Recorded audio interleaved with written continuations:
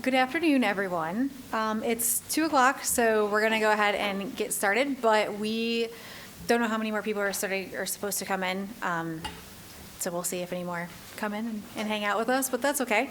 So I'm Jessica Sen. I am a therapist, technically an LPCC-S, and I am the director of Grow Well. I have a background in education, but kind of moved over to like the therapy world, so we were asked to come and present on some coping skills to help deal with parenting stress. I'm gonna let you introduce yourself. Good afternoon. My name is Holly Chalkwater, so I work alongside Jessica at Grow Well Cleveland. So I am an individual therapist as well. I work with clients individually or families. So part of my background in my previous position was working mostly with kids, adolescents, families in school-based and office-based settings. So basically today is going to be kind of a crash course of a ton of different coping skills. So we're going to give a lot of information, a lot of resources, and what we would ask of all of you is if there's something we're going over, say a specific skill, for example, that you either want to know more about, have questions about, have concerns, like maybe you've tried it before and it hasn't worked, please feel free to ask questions, provide feedback. That way we can try to tailor this a little bit more towards all of you specifically. A couple other things is that because this was divided up into two parts, we were going to ask how many people were planning on staying for both parts, or if everyone was just going to do for like part one and then go to something else for the second half. So if you're thinking of staying for both, can you raise your hand? Okay, so I think about half and half. We have a ton of like things to go over, and things that we're going to be like doing, like we're actually going to like do some of the coping skills and stuff like that. So as far as that goes, I wanted to inform everyone that the PowerPoint was uploaded to the sched.com website. So if you want to follow along or you want to print it or anything, all of the links that you're going to see through here are on the website, or sorry, the PowerPoint, which is on the website. So feel free to access that as we go, or access it once you leave. So the other thing that we're going to talk about, or that I wanted to kind of inform everyone about, is that we felt that this session would be better designed to be more about coping skills for the parents, right? So we're going to try to focus on the parent or caregiver in terms of what you can do to help yourself feel less stressed at super stressful times, et cetera, et cetera. But it's more or less for what you can do for yourselves in those situations. So that being said, does anyone have any, actually I'm gonna go to the next slide first. Okay, so as far as that goes, the parenting stress does not normalize after epilepsy surgery. And in a study of mothers with young children with epilepsy, parenting stress is associated with the mother's sleep quality and the child's behavior. So if the child has a lot of behavior issues, then sleep quality declines and then stress increases. So with respect to child outcome, increased parental anxiety has been associated with the lower quality of life and lower scores on adaptive behavior domains. So symptoms of anxiety are common among parents of children with epilepsy. Additionally, the findings indicated most of the parents of children with chronic seizures perceived reactions of others to be negative, and would therefore limit family interaction, which resulted in emotional reaction like the form of anger, guilt, fear, anxiety, depression, etc. So what we want to do at this point is kind of open it up to you guys, and as Holly had stated, if we're going to try to tailor it a little bit more to what you're experiencing stress with, is there any situation in particular that would be most difficult, or something that you would want to maybe touch on or get some tips and tricks on that isn't necessarily just stress in general of parenting a child with special needs? Anyone? No? We're good? Okay. Oh, right here. Yeah? Mine might be a Sorry. little unique. My son's seizures didn't stop after surgery, so we often have extended hospital stays, and that contributes to a lot of stress for our family. Okay. So I'm assuming that coupled with hospital stays, you're going to have a lot of waiting, a lot of unknowns, a lot of lack of communication, a lot of distress over trying to get people to have better contact, communication within the hospitals. And then you also have the added stress of trying to communicate what is going on, even when you don't know what's going on, to like family members and other caregivers, et cetera. Does that seem relatively accurate? Okay. Anything else? Go ahead. So we have a daughter who's now entering teenage years. Yes. So we're dealing with the medical aspect. She's seizure-free since surgery, but she's still got the medical aspect. She's Okay. still got severe cognitive challenges. Mhm. But now she's got all the teenage aspects of Oh. every Hormones. child. And managing the stress of keeping her safe, Okay. still giving her independence. Okay. Finding that balance. Okay. So finding balance, like things like that. All right. So, I think that's yours. The next one is. Okay. All right, so first we're going to go into a little bit about self-care. We wanted to touch on this quite a bit because a lot of the times people have different ideas or opinions about what self-care means. So I have a couple specific definitions to share just to help us gain more perspective on why this is important. So one of them being self-care defined as the practice of taking action to preserve or improve one's health. So viewing that as how we take care of ourselves currently and try to build resilience so that we can better handle situations to come.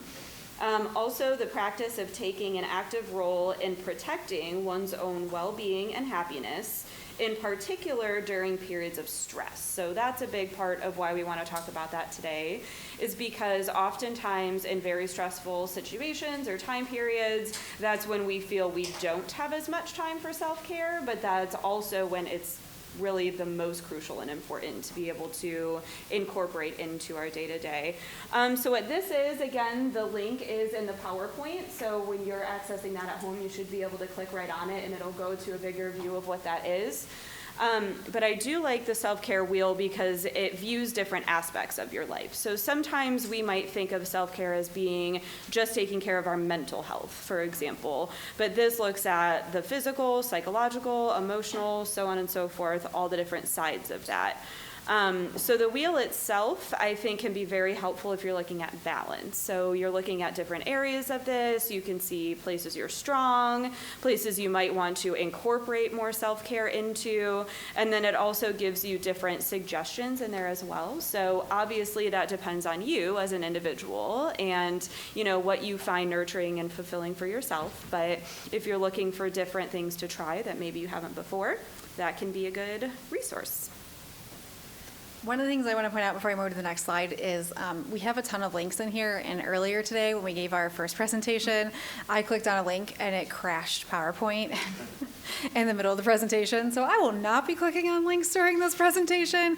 They're all online, so if you want to access them, feel free to have your phone out and like look at things. Like, that's not going to faze either one of us. In fact, we would encourage you to do that if you want to look at it now. So the next one is, again, like as Holly was saying, like the importance of MeTime. The thing that I want to point out with this is that MeTime does not have to be complicated or neatly scheduled, okay? It can be anything in which you find joy, contentment, peace. It could be a walk in the park. It could be sitting in the car, like looking at the trees or the water. It could just be playing a game, reading your favorite book, finishing a crossword, listening to a favorite song while sitting in the pickup line for your kiddo. Like whatever it is that you can just find some sense of contentment with is what I would consider MeTime. Oftentimes we have an assumption that MeTime is like, I need a full day to go to the spa all day. No, don't get me wrong. A full day at the spa is like right up my alley, and that's awesome. But the likelihood of me being able to accomplish that, pretty slim. So taking time for yourself doesn't have to be extensive. The interval can be small. In fact, it should be small. We can't all have days, hours, time to ourselves all the time. And especially with the kiddo with special needs, your window is even smaller. So having the ability to just look at something or take advantage of whatever few minutes you have is critical. So that's more or less like what we're going to be trying to like discuss today, along with a ton of other tips and tricks to like soothe yourself once you've already maybe gotten to the point where you're up here. So the next part of that will be kind of derived from DBT, or dialectical behavioral therapy. They have modules, and 3 of the modules there's mindfulness, there's like the stress tolerance, emotion regulation, things like that. So we're going to pull from some of those things in order to give you guys as many lists of things that you can try, right? So you will definitely walk away with like lists of things that you can try. I think this is yours, right? Nope. Okay. So this next one is also, it's a list of all the things we're going to be doing today. Okay, so we're going to talk about deep breathing done right. We're going to talk about guided meditation or guided imagery. We're going to talk about mindfulness, which is like meditation and DBT. We're going to talk about PMR or progressive muscle relaxation. We're going to talk about EMDR grounding skills, which is a therapy modality. So we're going to teach you guys different ways to actually use your own body to help soothe yourself when needed. We're going to talk about positive self-talk, chair yoga, the 5, 4, 3, 2, 1 rule, and the rule of fives. And one thing I would say is that I know as we're going over some of these, a lot of you are probably already thinking about how you can teach them to your children as well to help them be able to calm down, which is great because once you learn them, you can definitely apply those with the kids as well. But we do want this to also be a time kind of just about you and how you can take care of yourselves. So trying to be mindful of that and thinking about ways that you can implement these things throughout your day-to-day life as we go over them. So the first one we're going to look at is deep breathing. So a lot of the times, deep breathing can be done in different ways, sometimes effective, sometimes ineffective. So we're going to talk today about the effective ways to practice deep breathing. So to give a little bit of more in-depth description of why deep breathing actually works for us, if we're looking at the brain, right? So a lot of the times if we're in a stressful situation or we're triggered by something that evokes an emotional response like anger, frustration, overwhelmingness, our brain goes into fight or flight mode and sends our body into fight or flight mode, also called the stress response. So one of the best ways to bring yourself and your body out of the stress response is by practicing deep breathing. Because what happens is when you practice it correctly, your body sends the message to your brain that I'm safe, I'm okay, I'm not in danger, and allows you to be able to de-escalate. So I think oftentimes when people hear about deep breathing, they don't necessarily have that background behind it. So just to give a little bit of input as to why it actually works when you try it. So for anybody who's willing to participate, we're going to give you a suggestion, a way to practice deep breathing. So what this goes through is what we call belly breathing. So what it asks you to do is to put one hand on your chest and one hand on your belly and take a slow, deep breath in through your nose and try to notice your belly pushing out. But not your chest moving up. Right, so trying to focus just in the belly, expanding your belly like a balloon, if you think about it that way.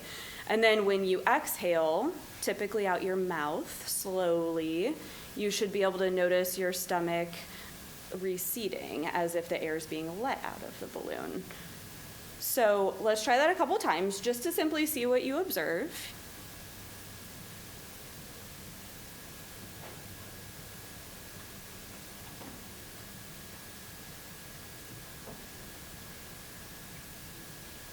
So who noticed that being a little bit difficult or different? Okay, so naturally we tend to breathe more through our chest. So yes, our typical breathing on a daily basis, we breathe through our chest. So the reason that we look at belly breathing is because that's the way of breathing that actually calms our body down and sends that message to our brain that we're okay and that we're safe.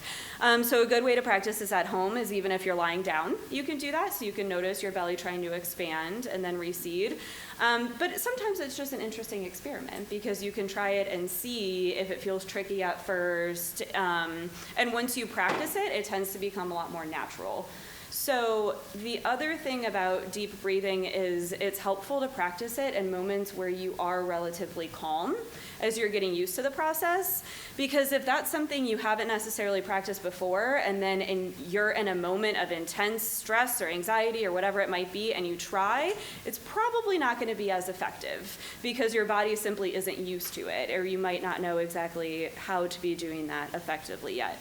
So try it in moments when you're calm, if you're watching TV, if you're laying in bed, things like that, just to get yourself used to that skill. Yeah. So this next one, we have 3 different links to 3 different guided meditations that are on YouTube. And they're all free because they're all on YouTube. You might have to watch a dumb ad, but okay. But like you can get it online. They also make apps for this on your phone, and I actually have quite a few of the apps on my phone. They're listed there. There's Relax and Rest, Simply Being, and something called Autogenic Training. So these are really good things that you could use because, like, if you're sitting in, say, the hospital or waiting at a doctor's appointment, or you've had a particularly trying day and you're trying to fall asleep, but maybe you're anxious about whatever's happening tomorrow. Sometimes these things can be very helpful in terms of getting you to chill out a little bit so that maybe you feel a little bit better. Now, we were going to have you guys do a guided meditation, but as I stated previously, clicking on a link could spell disaster for me. So I'm going to skip this part until we get to the end, and if we have enough time, then I'm going to get my phone out and we can use one of the apps on my phone versus clicking on one of these links. Okay, so backtracking a moment as I'm remembering in regards to deep breathing, one other thing to take away from you, or to take away from this would be different variations you can use to find what works well for you. So some people will count, right? So breathing in for 4, holding, breathing out for 4. With counting, that also gives your mind something to focus on in the moment rather than whatever you're stressed about, worried about, that's occurring at that time. Similarly, there's something called square breathing or box breathing, where if you were to visualize a square, you would be breathing in for 4, holding for 4, breathing out for 4, holding for 4, repeat, viewing a square. So if you're a more visual person, that could be helpful as well.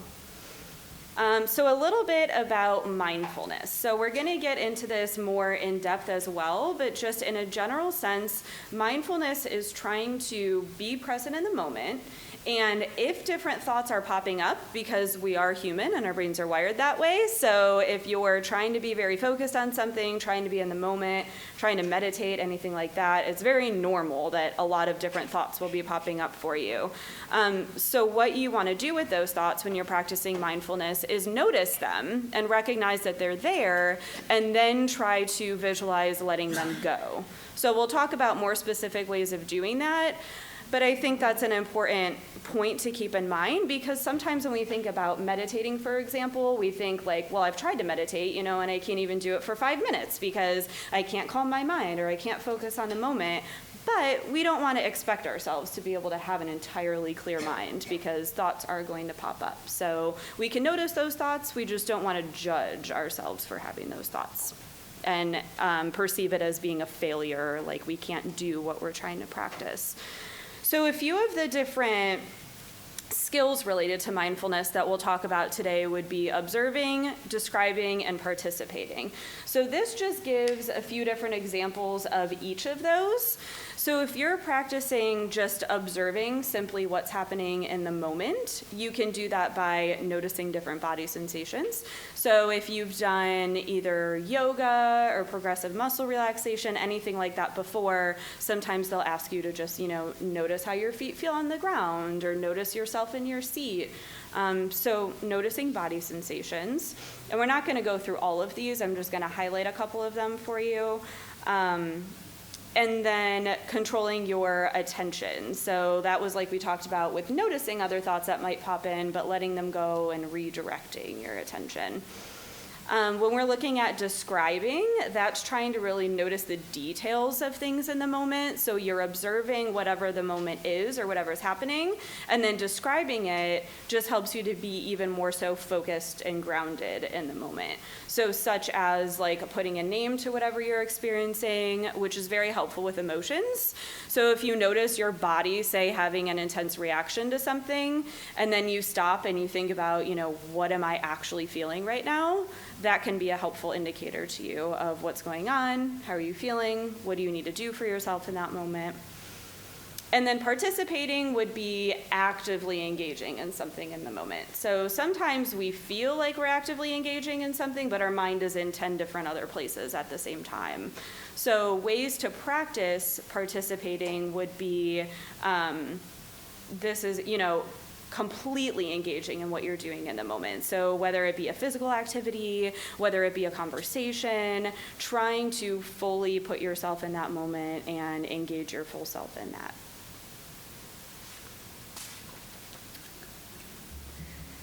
So the second part of this is observing. And I know you guys probably can't see that because I didn't really realize it was going to be that small. So forgive me. But it's online, so you can see all this. And all of these handouts that are just basically copied and pasted in here, this is straight DBT. This is dialectical behavior therapy. It is designed to help you be mindful and regulate your emotions and control yourself in times of like extreme stress, as we've been saying. So these are a little bit different, but I find these very like helpful for people because they're asking you to do things that we don't typically ever do because we're either too busy or we've got like XYZ thing going on, or I had to go to work, but then somebody forgot to take the chicken out of the freezer, so now I have to go pick up food and then like go home, and it's just like chaos, right?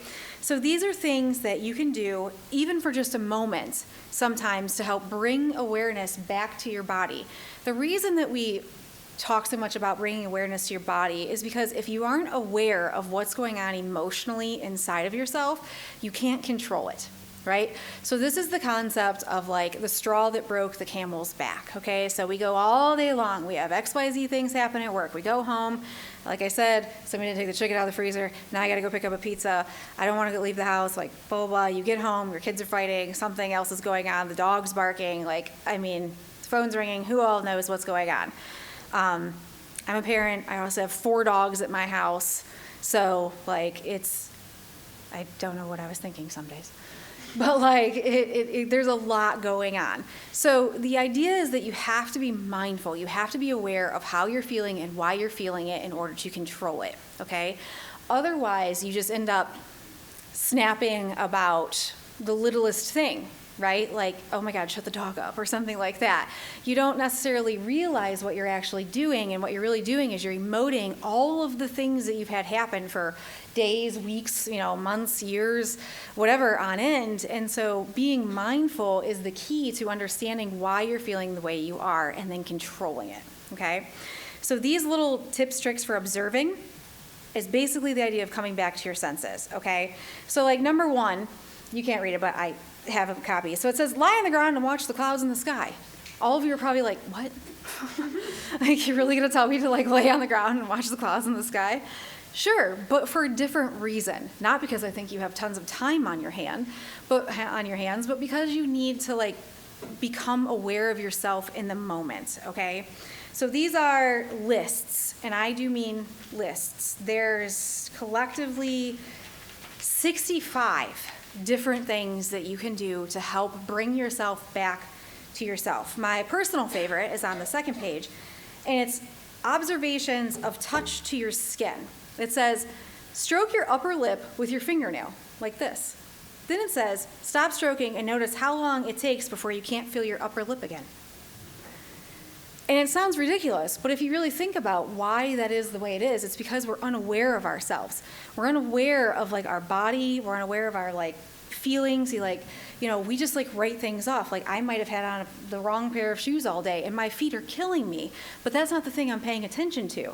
What I end up getting mad about is say traffic or something like that, when really it was like, oh my God, just take off your shoes. So like this is designed to help you guys like understand more about yourself and be aware of yourself, and then once you get aware, you have a better chance of correcting it before it becomes like an explosion about something small. Next. Mine? I think that's still mine. Observing. And then that's you, describing. Okay, so then getting a little bit more in depth into the describing side of things. So this is kind of similar to other skills that we'll talk about, say with guided visualization, for example. So a lot of the times, if you have ever done a guided visualization, it will ask you to use your different senses, right? So notice what you see in this image, notice what you feel, notice what you hear. So that's a commonality between a lot of these skills, is we're really focusing on our senses, trying to help ground ourselves in the moment. So in regards to describing, a couple different examples that they have on here, the first one being categorized as describing what you see around you, so more of your surroundings. So, finding things in nature. So you could do mindful walking. That's something people will do if they don't want to simply, sit for a few moments and meditate. They can walk, where you can be noticing whatever your surroundings are, trying to pay really close attention to visuals, sense, things like that, even just your feet touching the ground as you're walking. Noticing people around you is another example. Sometimes we're around people all the time, but we don't really take the time to notice different things about them. The second category would be describing your own thoughts and feelings, so more of your inner self. So you can, like we said before, name the feeling. So describe how you're actually feeling. A lot of the times, especially with anger is a secondary emotion. So usually there's another emotion that's causing the anger, whether it be hurt, disappointment, insecurity, things like that. So part of this describing can be challenging and interesting at the same time, because you might be used to just thinking, oh, I'm angry, in a surface level way, but not really looking at what's behind that. And then the last component talks about describing your breathing. So those would be those different deep breathing techniques that we talked about, or different adaptations that you might find easier to focus on. So with the breathing, the belly breathing is a really good one for that, because then you are noticing yourself. You're noticing what your body's doing, being fully focused on that.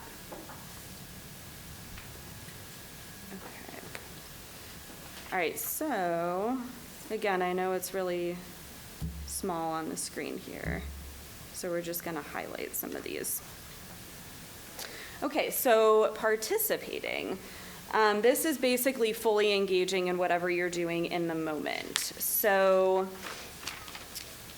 the main one that they talk about in here is trying to kind of connect yourself to the environment around you, or whatever you're doing in the moment. So they phrase it as participate with awareness of connection to the universe. Obviously, that can mean a lot of different things. So you can use any type of spirituality when you're practicing participating as well, because you can be viewing where you're at, what that experience is like for you, and how you're connected to things or people around you. You don't have to. Right. Right, and spirituality means lots of different things. Yes. So, and then looking at different specific activities, like these are basic things that we might do on a regular basis, but we don't know that we can channel feelings of calmness and grounding from them. So they talk about, singing in the shower, or, spending time with friends, going running, playing a sport, doing a fun activity. So basically, thinking about activities that you might do on a regular basis, but how you can try to be more focused and aware and mindful while you're doing those activities. Because we know that they're not as effective if you're in the moment doing that, but your mind is elsewhere, and then your body stays in that constant state of stress or tension or whatever it might be. All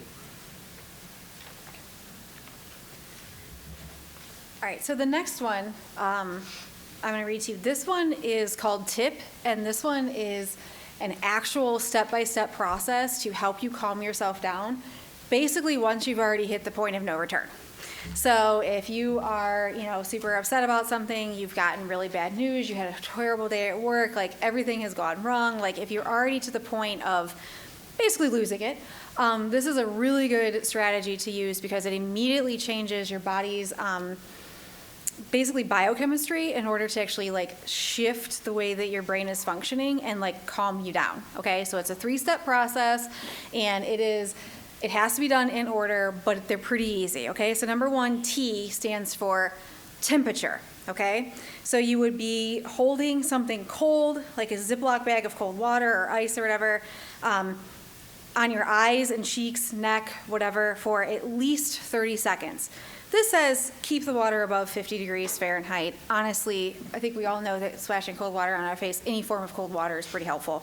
So I think the temperature isn't necessarily as important as the actual act of something cold on your face, neck, okay? So it's for at least 30 seconds. Then the I stands for intense exercise, all right? So this is essentially you have to engage in intense exercise only for a short while, just enough to get your heart rate up again, okay? Because your heart rate was up already, but then the cold brought it back down, but now we want to bring it back up one more time, but for a different reason. So this could be running in place, walking fast, jumping jacks, I mean anything. Just get your heart rate up temporarily. Then the P is standing for two things. It's paced breathing, which is why the belly breathing is important, but it also is paired with progressive muscle relaxation, okay, which we're going to talk about next. And what you do is you follow the directions, you go through this process, and once you get to the point where you're doing the PMR, then there's a specific handout on this one that you can access online that basically explains everything about it. So it gives you the body scan, it gives you the, or sorry, not the body scan, it gives you the, like, how to use the cold water, and then it gives you a step-by-step progressive muscle relaxation paper that literally tells you how to use PMR to calm yourself down. So for this one, again, I want to hold off on doing that one exactly because we're going to do some of these at the end, I think. And then that might be like better for all of us to do some of the, like the actual written ones toward the end, so, okay. Okay. So just to pause for a moment, since we've gone over quite a few skills tools already, just want to give anybody the opportunity to either ask any questions, provide any feedback, if you've tried this before, if it's worked, if it hasn't, anything that has come to mind as we've been going through this. All right. Just want to make sure that we weren't, overlooking things, or that if anybody had more specific experiences, questions, things like that. So to further that a little bit more, thinking about moments of intense stress that you might experience on a regular basis, are there particular tools that anybody is willing to share that they do use, that they do actually find effective? Looking at it that way. Yeah. I mean, I have just do a daily yoga practice. Okay. And that incorporates, a lot of just the breathing and And the mind-body the connection. mindfulness. Yeah. Mm-hmm. Okay. Perfect. Is there anything you notice about your stress level or your emotional state before and after? Yeah, and I do hot yoga because it's 60 to 75 minutes of a pretty stressful environment. And I think it's really taught me to, you have to focus on your breath the entire time. And I can tell a huge difference walking into class and walking out in terms of that just release of everything, I guess. Okay. But I was a college tennis player, so exercise for me is like really my only kind of Outlet or Outlet. coping skill. Okay. Perfect. Thank you for sharing. That's one thing that we want to keep in mind too, is sometimes we might be practicing a skill like this, but not really noticing the difference in ourselves. So going back to mindfulness, something that can be helpful is trying to monitor and notice how you're feeling before the exercise and then how you're feeling after. Some people do that by even using a rating scale. So, my level of stress or frustration right now is an 8, and then I do this activity or I work out or whatever it might be, and now I'm at least at a 5. So sometimes that's a helpful way of looking at it, because there's no guarantee that any skill you use is going to alleviate all of your stress completely. But thinking about it in that concrete way of even a rating scale can be helpful, because then you see the level of control you have and even bringing yourself down a few notches. So thinking about it that way can help as well. Any other experiences with effective skills for you? Yeah. Do the deep breathing. Okay. Usually just as a quick one, at work. Mm-hmm. Can't throw it on the yoga mat. Right. Okay, thank you. I think, when I'm talking to clients about deep breathing, I do explain that as being a part of it, as this is something you could do absolutely anywhere at pretty much any given point. So you don't need any materials, any supplies for it. I mean, it's relatively simple, but not so simple at the same time. Once you get used to it, it becomes more simplistic. Okay, so just to talk a little bit, to elaborate on what Jessica was saying about the tip method. So with the cold water, to go a little bit more in detail about that and what it actually does to your body. So this is interesting. I was very interested when I first read this because it sounds weird. So basically what it's telling you is that when you do put that cold water on yourself, or say you hold your breath and you splash your face with water, it causes something called the dive response to occur. So after about 15 seconds, your body will start to initiate that response. So what happens is your heart slows down, your blood flow is reduced, and your blood flow is redirected to your brain and to your heart. So within 15 seconds, that can actually start to happen. And that response helps to regulate emotions within your body. So instead of feeling like your blood is flowing everywhere and you might feel tense or hot or shaking, things like that, this kind of re-regulates your blood flow. And then,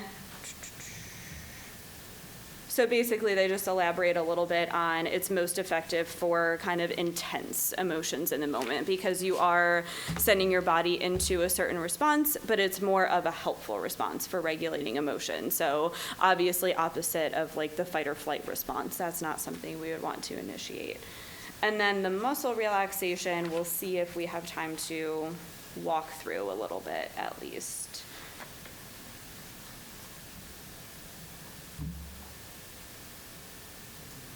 Okay, so along the same lines of distress tolerance. So the other thing about DBT is it uses a lot of acronyms to help kind of remember how to practice different things.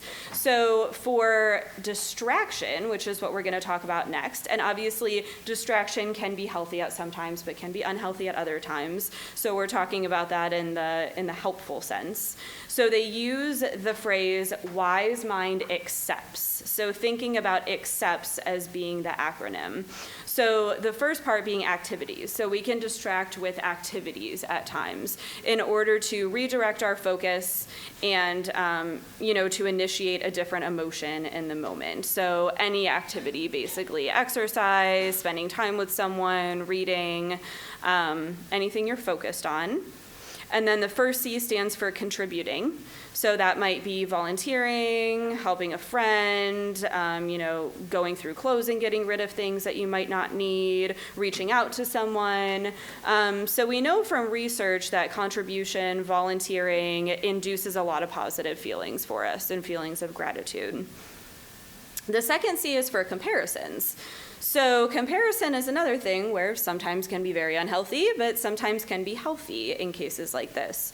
So they're talking about comparison in the regards to comparing how you're feeling in that moment and comparing that to how you felt either in a similar situation before or in a different situation. So giving your mind that to focus on, or using perspective to compare yourself to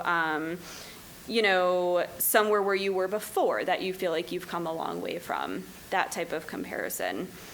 The E stands for emotions. So we can distract by trying to evoke a different emotion.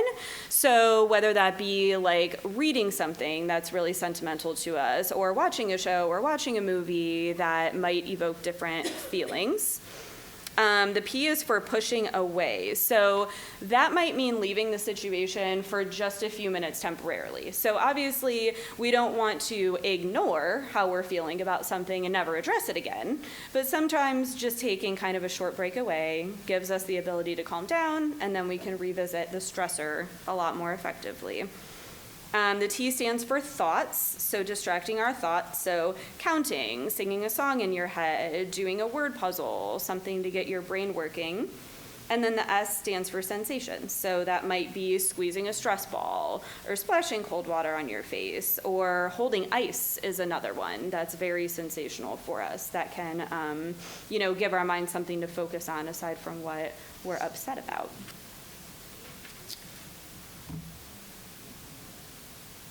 Okay.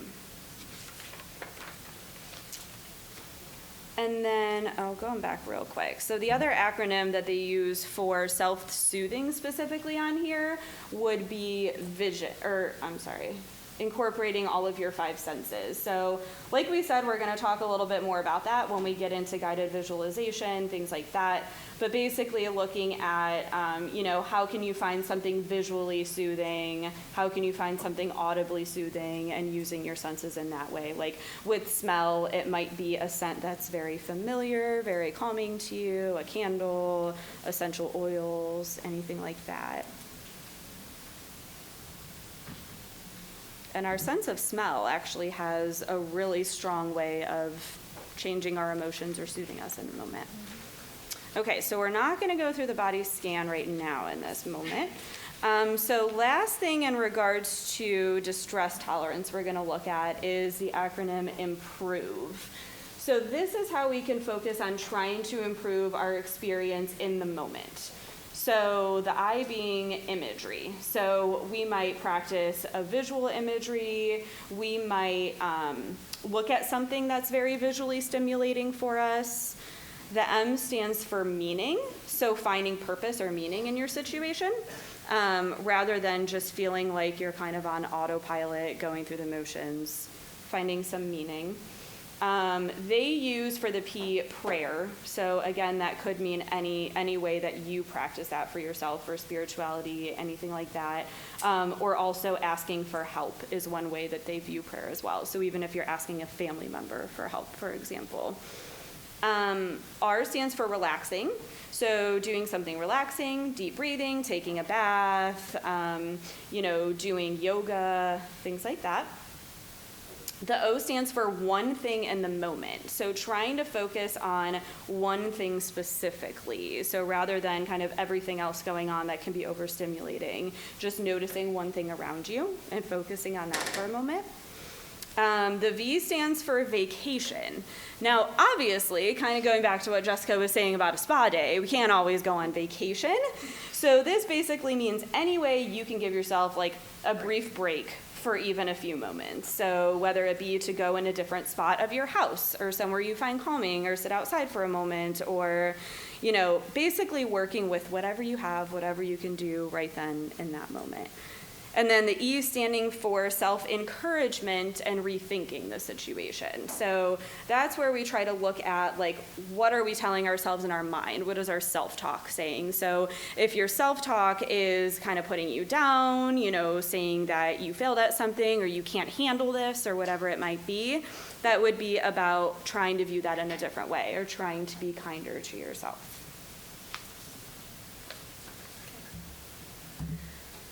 All right, so the next thing that we're going to talk about are grounding skills, and this comes from EMDR. EMDR stands for eye movement, desensitization, and reprocessing.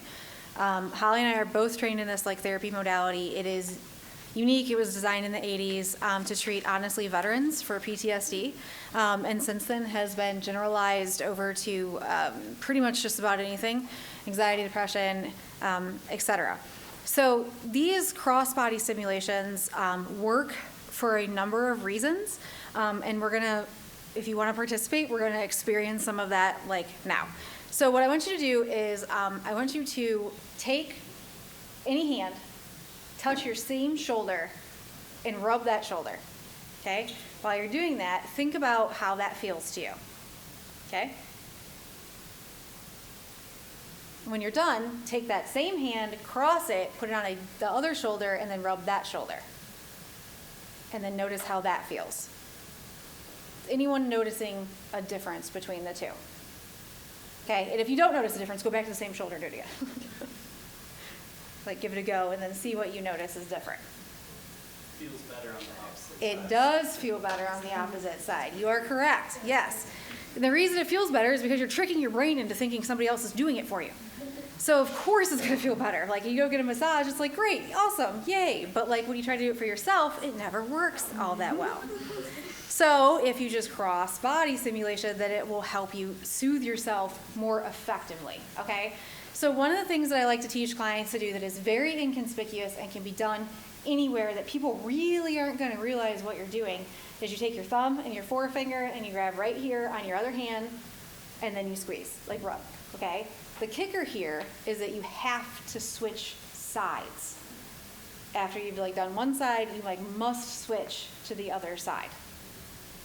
Typically, we all, because we have like right-handed, left-handed, typically we tend to gravitate toward one side or the other, right? I always do this, okay? And once I switch though, I'm like, oh, yeah, that side like hurts too. So you have to switch sides. So there's like 3 more of them that I'll show you how to do. So the first one, or the next one, is that you're gonna get to do like, shadow puppets here. So put your hands like this. So cross your hands and loop your thumbs. Too many circles. So go like this, then find your collarbone. There you go. Then go right below your collarbone and rub right there. Okay? Anybody noticing anything about that one? Other than, usually that's not a spot we pay a whole lot of attention to. So this is designed to help you like bring yourself essentially out of here and like chill out when you're already upset or something else is going on, okay? So I have 2 more. This one is you just cross your arms like you're angry, I guess. Grab your biceps and then rub your biceps. Okay, so this one helps distract you from whatever's going on like up in your head and then you can like chill out. And then the last one, which I may or not be able to do in this outfit, is you take your hands and you cross underneath and then wherever your hands hit back here, rub right there. And usually that's like the one that really gets people because people are like, whoa.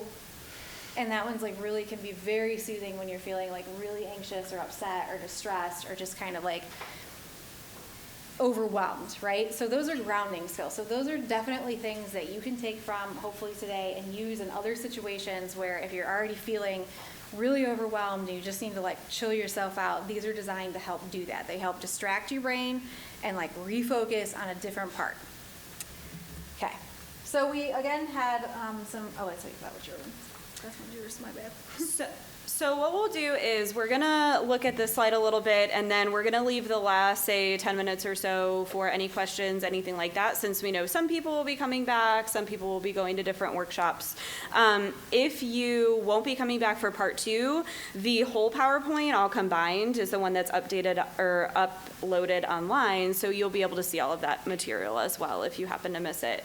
So again, not gonna click on these links like I originally intended to, but those are links that you can go to that actually talk about positive self-talk and affirmations specifically for parents of children with special needs. So they're more geared towards that very specific population.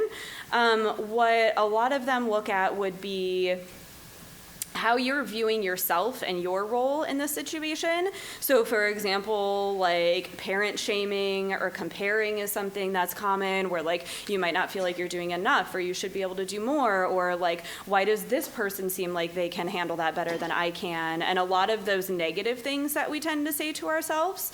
So this gives you healthier alternatives for that. So things that you can try to rehearse and say to yourself instead. What I will say, a couple different ways that you could practice this, because it does take practice, since unfortunately the way that our brains are wired, we tend to focus more so on the negative or the stressful things rather than the positive things or being kind to ourselves. So ways that you can try to get more into this habit would be with visuals. So whether it be leaving yourself a note or setting a reminder in your phone or creating a mantra for yourself that you say on a daily basis or incorporate into your routine. So basically what you're trying to do is you're trying to rewire your brain a little bit to be able to see things in a different light and be kinder to yourself. So this is something that, from a therapeutic sense, we look at a lot with CBT, cognitive behavioral therapy, because what we know is that whatever we're saying to ourselves on a regular basis, or however we're interpreting situations, is what causes our emotional reaction to that situation.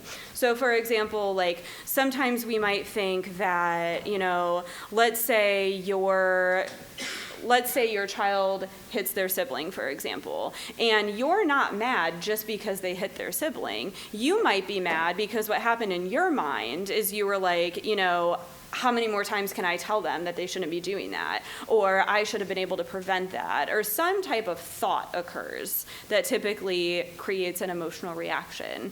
So looking at our thoughts and whatever's going through our mind is very important. So again, those are helpful links that you should be able to access from home. So anything you want to add before questions? Okay, so we're going to leave the last few minutes for any questions, comments, or if anybody's coming back for part 2, if there's anything that you would like to learn more about in depth or something different you would like to learn about, we can try to incorporate that as well. So any feedback? Yeah. I mean, I know you guys can't help us get more sleep, but I'm so mad at microphone. this person that was coming to talk Sorry. about sleep. Oh, thank you. But I mean, in terms of just sheer exhaustion and just, you know, coffee and all that good stuff. I mean, like little, I don't know. I mean, like I said, you can't help us sleep, but I don't even know if that makes sense for a question. So to respond to that, when we did this presentation, when we started creating this presentation, we thought, okay, do we want to go like more the wellness route, or do we want to go like skill sets that are actual like things that people can take from this and like look up and like do, right? So obviously we opted for the second part of that. But the first part is really what you're talking about, okay? So wellness is critical. Wellness is like a huge important thing for all of us, and honestly, none of us are very good at it, including me, and I'm a therapist. So like you have to like, you know, look at what you're eating, you need to look at what your sleep schedule is, you need to look at what your sleep hygiene is, things like that. I mean, there's so many things that we can talk about and discuss that really impact your ability to sleep, aside from having, you know, a kiddo that may wake up a lot, or an infant or something like that. Because if you're going to get a little bit less sleep, or not a little bit, a lot of it less sleep, then like you might as well get good sleep while you're at it. So helping yourself to relax better, to have better sleep hygiene, to actually, you know, the very few hours that you might get for sleep. Sleep hygiene is essentially, what do you do when you go to bed? Okay. What do you do prior to going to bed? What's your routine?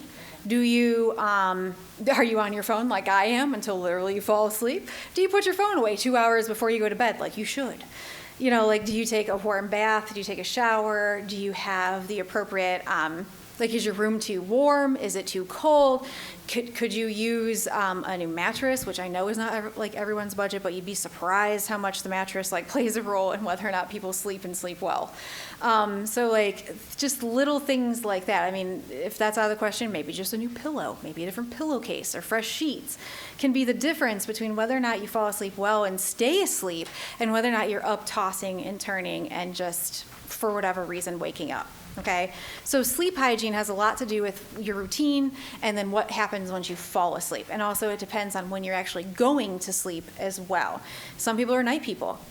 Sometimes people like to fight that, like, oh, I shouldn't stay up, but I need to go to bed. Well, then inevitably what happens is you go to bed and then you lay in bed for like 3 hours wide awake because you're not tired.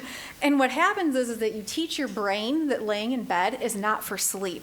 So if you think of it in terms of like a behavioralistic standpoint, think of like Pavlov and his dogs. If you lay in bed long enough and you don't sleep, what does your brain then associate your bed with? Being up. So one of the things that, you know, people that have like insomnia tend to do is, or what I tell them to do is like, if you wake up, you need to get out of bed. Right? Like you have to get out of bed, you have to like do something else until you're tired and ready to go back to bed again, and then go back to bed. So there's tons of things that can impact how well you sleep, let alone just like your actual routine. The other thing that research has recently shown is that if you exercise in the mid-afternoon, you have a more natural sleep cycle. So if you exercise between, like, I think it's 12 and 4 or something like that, or 1 and 4, I don't know. It's like mid-afternoon, that you actually fall asleep faster, easier, and stay asleep longer. So exercise is critical, what you're eating is critical, when you're drinking caffeine is important, as well as like the actual like sleep stuff. So as if my rambling hasn't explained that I could do an entire presentation on that as well, then like, yes, to try to answer some of your questions. Like, yeah, there's a lot of things you can look at and change that could help you with that. There's also, so one of the slides towards the end talks about resources and apps and things like that. So we did include a really good app on that.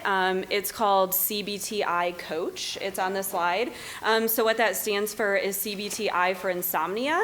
So it uses a lot of the skills we're going over today with more of a focus on your sleep and insomnia. So there's a skills component, there's an education component on it, there's like routine, monitoring sleep, all kinds of stuff on there, and it's a free app, so.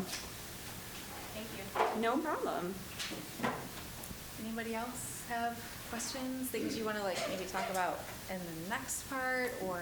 I did have one comment sort of along that lines. I think probably all of us, I mean, I can't speak for all of us, but I know we probably all deal with some issues with sleep, and it's not necessarily that we're not exercising good sleep hygiene. Sure. It's probably this massive overriding anxiety that we all Yes. feel every day in Yes. every aspect of our lives. Yes. So, I mean, I try to practice a bunch of these things that we do up there, and, you know, some of them work and some of them don't work for me. But there is still, you know, just this anxiety that you can't get rid of. And that's, to me, that's, and I'm sure I'm not alone, that really is the hindrance of the sleep and, you know, restfulness. Yes, you are correct. Anxiety Right. does play a huge role in people's ability to sleep across the board. What I would suggest in that case is like looking at potentially talking with someone outside of just like your daily, you know, life, finding someone else to help you cope with some of the anxiety, because I know that the anxiety isn't going to go away. Anxiety never just poof goes away. We have to learn how to control it. So things like we've kind of been talking about, but try not to get too in depth about, are things that, you know, like a therapist or someone else could like assist in terms of like CBT, how to manage your anxiety, how to like control some of the, you know, intrusive thoughts that you might have going on, things that, you know, you lay awake and think about, stuff like that, so. And I would also say, to build on that, one thing that research shows and that people find helpful for situations like that, where let's say it's your typical day-to-day stressors and anxiety that builds over time, if you notice when you're going to bed at night that your mind is racing with all of these things, whether it be from that day or what to expect the next day or what happened 3 years ago or whatever it might be, what they do recommend at times is even writing that down during that time. So a lot of the times, not that it makes it go away entirely, but the act of writing things down tricks our mind into thinking like, okay, I don't have to keep ruminating about that or thinking about it because now it's here, it's on paper. If I need to look at it, I can. So that's an interesting way that we can kind of trick our mind into letting go of things, at least for that moment temporarily. And then, of course, you want to go back and address them as necessary if needed. So